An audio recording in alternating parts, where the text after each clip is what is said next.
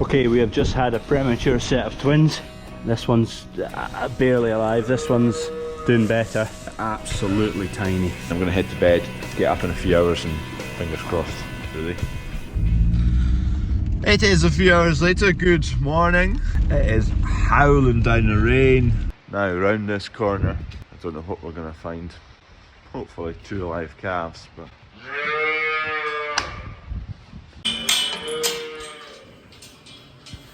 We do have 2 live calves.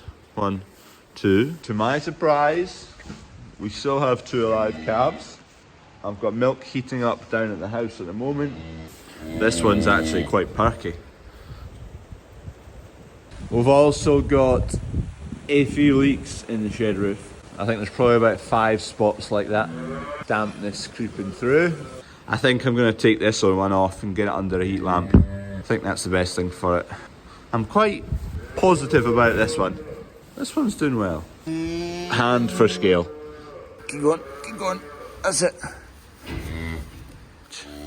I think we take that calf and put it under the heat lamp. Half an hour later, and it is a nice morning.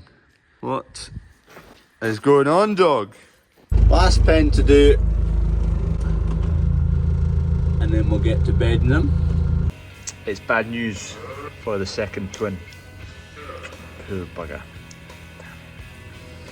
Unfortunately, the wee lad just didn't make it. Damn. We did all we could, and that's all we can do. But unfortunately, where you have livestock, you do also have dead stock. Frustrating, annoying. Cow definitely has kicked these out early. Don't know why. They needed another 2 weeks in the womb, I would think. Our focus now is on calf number 2.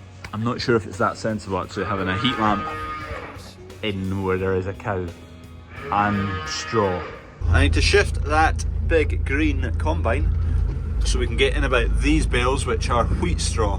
Normally we ammonia treat wheat straw to feed to the cows, but Harbro stopped doing it. Long story short, we have a pile of wheat straw which we don't really have a use for right now. Thankfully, for us anyway, straw prices have gone through the roof, so wheat straw is a bit desirable. It's a cheaper option to barley straw. Barley straw is a lot better as bedding and for cattle to consume. So we've sold a couple loads. I think we'll probably sell another load and that'll be a good chunk of it away.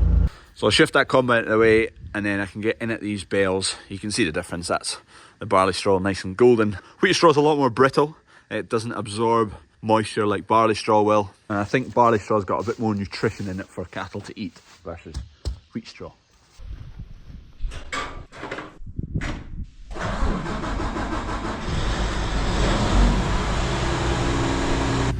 I'm quite glad none of these bales have cowped and landed on the combine. This year was the fullest this shed's been of straw in a lot of years.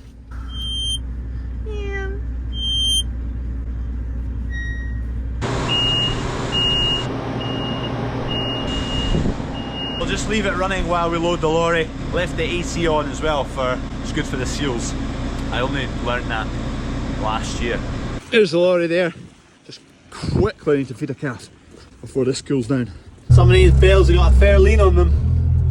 Thankfully they're leaning into a solid stack. That looks quite good. I was thinking it'd be a rough looking load because it's wheat straw and it's just a wee bit fluffier, and yeah, just remember carting it in and there wasn't much fun carting it in. And it was called yellow. So then I took my turn. Right, let's get this lorry loaded with wheat straw. That stuff. Smashing. Job done. Another load on Monday. It's Friday today. And then we might have enough for another load. I need to count them. We'll just shift this back in undercover because showery today. There's all the rat traps. These can go out again. Or bait boxes. Do not touch. Hey Pooch. Slightly more room now to park the combine. We had it millimetre close to that header before. Where we can, we try and get everything under cover. A lot of people will be cursing the straw price rise, but thankfully it's kind of suiting us now to get rid of that wheat straw. where before it would be worth peanuts really. They're really struggling to get straw at the moment. They're going away up to Aberdeen and Inverurie, where they would never have to have gone that far. It's a long way to haul it. A lot of haulage costs and all this straw. We were just counting up how many bales we're going to use in a normal year. Now we've got all these cows and whatnot, and it wasn't too far off £1,000 a week in straw if we were buying it in. Another one lands. She's right motherly. She's getting on with it. Calves looking for milk. Perfect. I think that's the 47th cow to calve. 35 left to go. 47 down, 35 left to go. Bad news. Twin number 2 from the Premature twins. It's not survived, which is a bit gutting. So hard to know what it is as well, because they're premature born. The part of the body might not have been fully formed yet, and flipping heck. Oh, sorry, cow.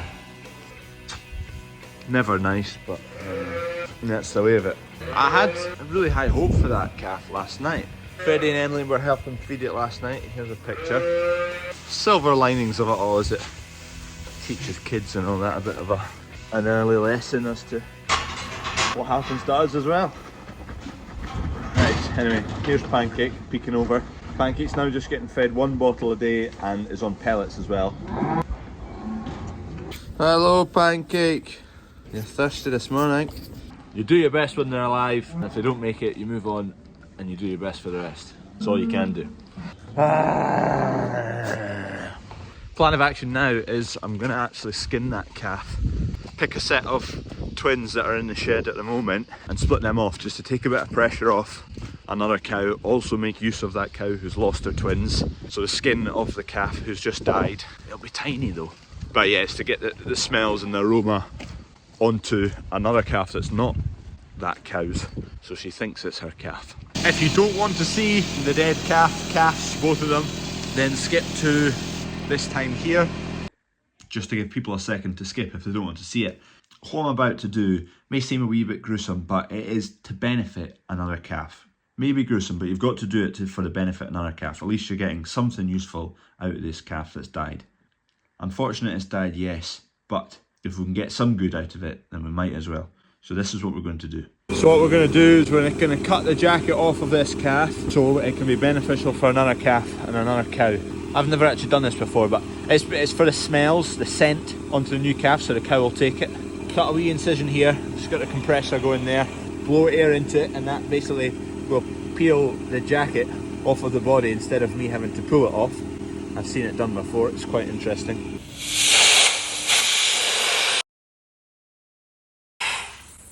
Peeled the jacket off the body there, so it's a lot easier now to skin. Right, we've got a hide now. These are front feet holes, and then I think I made a meal of the back side because I've not got any holes back here. Just need to, I've got a bit of twine though. We'll just tie it up because it's going to be small for this calf because they were premature, they're tiny calves. I've not had to do it before, so this is the first time. Hopefully it goes to plan. Here's our candidate. Come on in, buddy. Right, he or she, he has got a jacket now. Mother in, hopefully new mother in. Let's get the bottom door open here and we'll get a calf sooking in there. Right, there we have it. Calf's drinking. We've got the jacket on, a wee bit of twine across the back. It's not tight or anything, just enough so it doesn't all slide up and fall off the front. Let the calf drink for a wee bit and fingers crossed we'll let her off and the mother starts to kind of lick her. Might pour a bit of molasses or something along the top here. The Tapari is working beautifully. I've got the door open here. Calf's getting a sook. Cow's really quite comfortable in there. Aren't you, beast? Fingers crossed she takes it on without too much effort. I've got the body of the crush squeezed in and I've got the shoulder guards pushed back just so she's less chance of flailing about. Lets the calf get drinking a lot easier. I did look back my records and she had a single last year, no issues. Last thing to do, a little bit of grub here. That'll be enough. She's not too keen.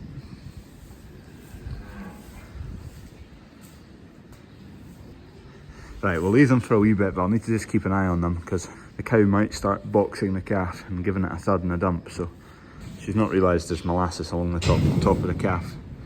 Hopefully she'll have a look at that. She's just got a look at that molasses.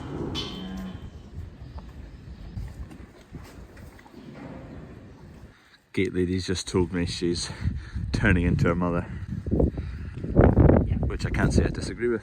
There's also a broken defender. It's almost fixed. It's almost back in action.